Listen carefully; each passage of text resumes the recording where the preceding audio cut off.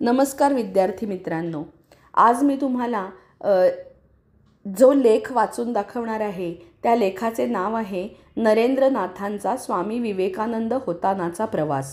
वरील लेखाचे लेखक आहेत आपल्या आबासाहेब गरवारे महाविद्यालयाच्या इलेक्ट्रॉनिक्स डिपार्टमेंटमधील प्राध्यापक आणि सौ विमलाबाई गरवारे प्रशालेच्या शाला समितीचे महामात्र माननीय श्रीयुत सुधीर गाडे सर.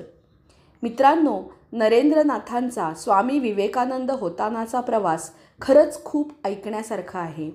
श्री रामकृष्ण परमहंस आणि स्वामी विवेकानंद म्हणजेच नरेंद्रनाथ या विख्यात गुरुशिष्याच्या या जगातील प्रत्यक्ष सहवास जेमतेम 5 वर्षाचा होता.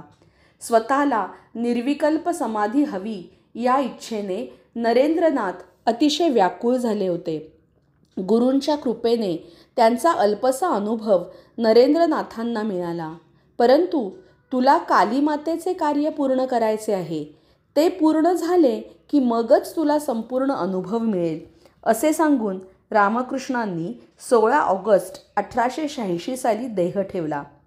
आपल्या गुरुबंधूंना एकत्र घेऊन नरेंद्रनाथ वराहनगर येथे एका छोट्याशा घरात राहू लागले. यासाठी आवश्यक ती मदत रामकृष्णांचे गृहस्थी शिष्य करू लागले. जणू काही एक मठच वराहनगर येथे स्थापन झाला. परंतु गुरूंनी सूचित केलेले आपले जीवित कार्य कोणते याबाबतची स्पष्टता नरेंद्रनाथांच्या मनात येत नव्हती. त्यामुळे जीवित कार्याचा शोध घेण्यासाठी म्हणून जुलै 1890 नरेंद्रनाथ भारताच्या परिभ्रमणासाठी बाहेर पडले. सर्वच गोष्टी अनिश्चित होत्या. पाणी बहता भला साधू रमता भला या उक्तीनुसार हा प्रवास सुरू झाला.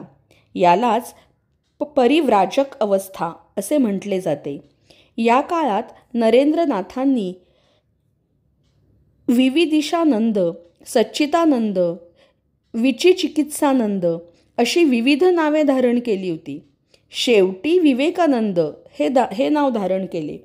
31 मे 1893 स्वामीजी मुंबईहून बोटीने अमेरिकेकडे जायला निघाले.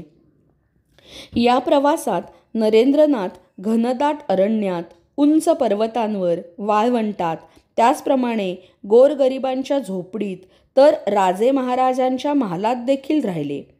जुन्या काव्यपंक्तींमध्ये थोडासा बदल करून असे म्हणता येईल, ध्येयासाठी भटकत जरी मी दूरदेशी फिरेन, राजाच्या सदनी अथवा घोर राणी शिरेन, नेवो नेते जड तनुसया दूरदेशा सदैव, परिप्रिय राहो मम चित्ती ध्येयपूर्ती सदैव. या प्रवासातील काही प्रसंगांमध्ये नरेंद्रनाथांची प्रतिक्रिया ध्यानात घेण्यासारखी आहे. फिरत फिरत नरेंद्रनाथ वाराणसीमध्ये पोचले. ते एका छोट्याशा गल्लीतून जात असताना वाटेत माकडांचा मोठा घोळका आला. नरेंद्रनाथ त्यांच्यापासून दूर जाऊ लागल्यावर त्या माकडांनी त्यांचा पाठलाग सुरू केला.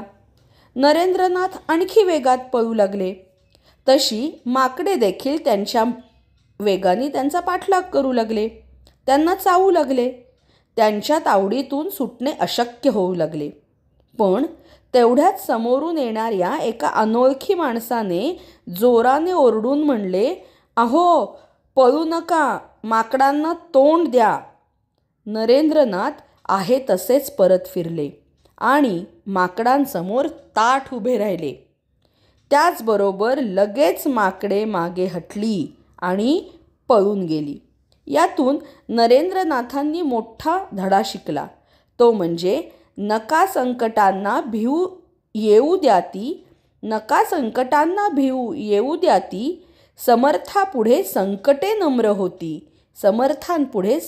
नम्र होती. हा धीटपणाचा धडा स्वामीजींनी पुढे सर्वांना शिकवला. एके दिवशी वाटेत चालताना एक माणूस हुक्का पिताना नरेंद्रनाथांना दिसला. नरेंद्रनाथांनी त्यांच्याकडे अपेक्षेने बघितले.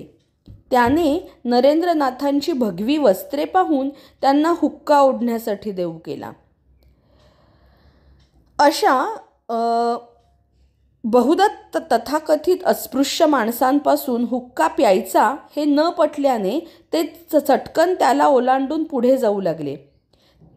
तेवढ्यात आपल्या गुरूंच्या उपदेशाची त्यांना जाणीव झाली. सर्वानुभूती परमेश्वर आहे हा गुरूंचा उपदेश पुन्हा एकदा त्यांना आठवला आणि त्यांनी परत जाऊन त्या माणसाकडून हुक्का घेऊन तो ओढला. लक्षात ठेवण्यासारखी गोष्ट आहे की बालपणी हेच नरेंद्र उत्सुकतेने आपल्या वडिलांच्याकडे भेटायला येणाऱ्या सर्व माणसांच्यासाठी असलेले वेगवेगळे हुक्के ओढून बघत होते. यातून धर्म कसा बुडतो हे त्या बालकाला जाणून घ्यायचे होते. परंतु लहानपणाची ही निष्पाप वृत्ती आता बदलली होती. जगरहाटीमुळे विचारांवर अनेक पुटे चढली होती. गुरूंचा उपदेश वेळेवर स्मरल्याने ती सर्व पुटे दूर झाली.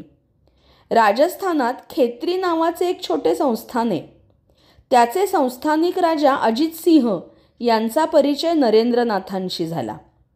अजित सिंहांनी त्यांना गुरु मानले आणि विवेकानंद हे नाव धारण करण्याची विनंती केली. अमेरिकेतील सर्वधर्म परिषदेसाठी जाण्याचे निश्चित झाले होते.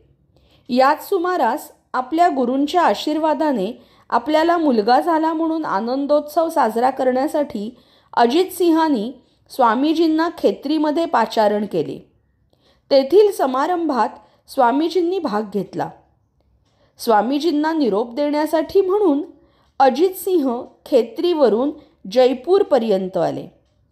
आपल्या तेथील वाड्यामध्ये स्वामीजींच्या मनोरंजनासाठी म्हणून अजित सिंहांनी एका नर्तिकेचे गाणे ठेवले. परंतु आपण सर्वसंग परित्याग केलेले संन्यासी आहोत, या नर्तिकेचे गाणे कसे ऐकायचे? म्हणून ते गाणे ऐकण्यासाठी न थांबता स्वामीजी तेथून उठून गेले. ही नर्तिका एक अतिशय समंजस स्त्री होती. तिने संत सूरदासांचे एक प्रसिद्ध गीत गाण्यास सुरुवात केली. हमारे प्रभु अवगुण चित्त ना धरो, समदर्शी हे नाम तिहारो, अब मोहे पार करो, अब मोहे पार करो, हमारे प्रभु अवगुण चित्त ना धरो. जवळच असलेल्या स्वामीजींच्या कानावर हे शब्द पडले. भावव्याकुल अशा त्या स्वरांनी स्वामीजींची जणू कान उघाडणी केली.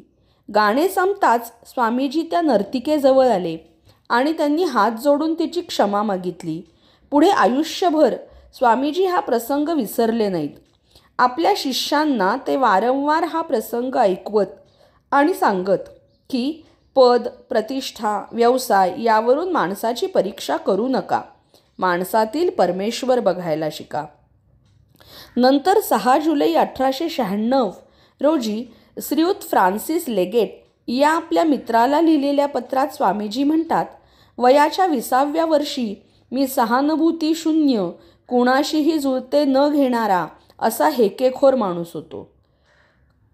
कलकत्ता शहरातील रस्त्याच्या ज्या बाजूस नाटकगृहे असत त्या बाजूने मी कधी चालायला सुद्धा तयार नसे.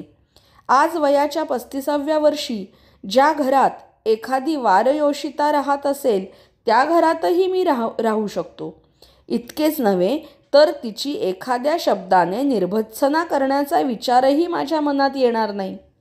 चुका सर्वांच्या हातून होतात, परंतु एखादी चूक हातून कार्यात झाली, अशी बांधवाने तुला दाखविली, तरी ती चूक मान्य आहे म्हणावे, न हेका धरुनी कधी बसावे, हेच योग्य आहे. चुका मान्य करून त्यातून शिकून पुढे जाण्यात नरेंद्रनाथांचा विवेकानंद होण्यापर्यंतचा प्रवास पूर्ण झाला. निःसंशय हा प्रवास प्रेरणादायक आणि मार्गदर्शक आहे. धन्यवाद.